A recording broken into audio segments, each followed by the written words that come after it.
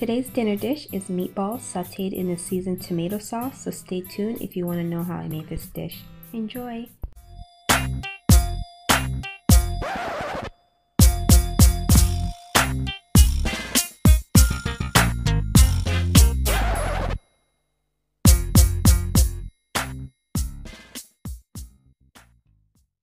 I'm going to start by preparing my ground beef, and I'm just going to break this up into small little pieces with my fingers, so pretty much mince it up. So once I'm done that, I'm going to have my ingredients, and I'm using an onion, a tomato, and a sweet pepper. And with my blender, I'm not going to blend all my ingredients together. You can add garlic and whatever else you want. After I have my bowl, I'm going to use my strainer, and I'm just going to strain off the excess water because I mainly just want the solid of the seasoning.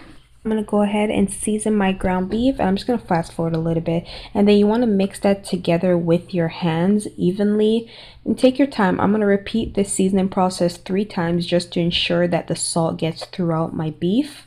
You can also use ground chicken, halal, or any vegetarian substitute if you do not eat ground beef or meat. Alright, I'm going to go ahead and add my seasoning all over my ground beef now. And again, I'm going to fast forward. And I'm just going to make sure I mix that in thoroughly to make sure it gets within the ground beef and all over it. So once I'm done, I'm just going to add a little bit of ginger powder. This is optional. You don't have to add this, but I'm just adding this for flavor. So I'm going to go ahead and mix that together. And a little thyme. This is also, again, for flavor. I'm just going to mix that into my dish. And then once I am done mixing that in, I am going to roll them into small little circle balls. It doesn't have to be perfect on your first try, but just try your best to go slow and be gentle on the meat. And I'm just going to place them on my plate, and I'm going to fast forward and do the same thing for each of my balls. So when I'm done, add my balls here, and I'm going to cover them, and I'm going to place them in the fridge for about 3 hours just to ensure that the flavoring and seasoning gets into it. So once my pot's hot, I'm going to go ahead and add some oil and just swish it around in my pot. Don't forget to add salt and butter to your rice, and I'm just going to leave that to boil and cover it. So I'm just going to add some salt to my pasta water and leave that to boil. So here are my meatballs 3 hours later, and I'm going to go ahead and put them in my pot and just brown them. So after they've browned a little bit, I'm going to go ahead and turn them over on the opposite side. So I'm going to fast forward a bit for you guys. So you want to make sure you cook them evenly on each side. Alright, when my water's ready to boil, I'm going to take my penne pasta and I'm going to pour about a cup of this into my water. So I'm going to mix my meatballs now that they're not as soft anymore, just to make sure they get a nice brown color to them.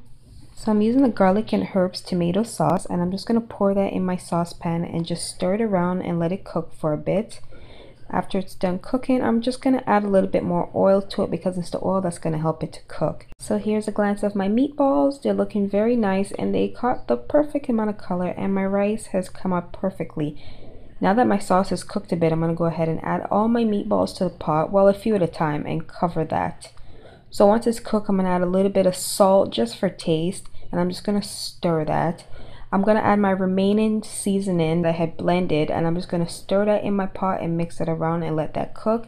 Now I'm going to go ahead and add the remainder of my meatballs. I'm about to add 1 Scotch bonnet pepper. This will draw the flavor from the pepper through the heat. Alright, so here's my meatballs. They're looking amazing. Now my dishes are both finished. You could pair this with either rice or your penne noodles, and you can grate some cheese on that, and it's looking perfect.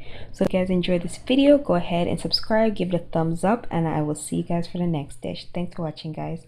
Bye.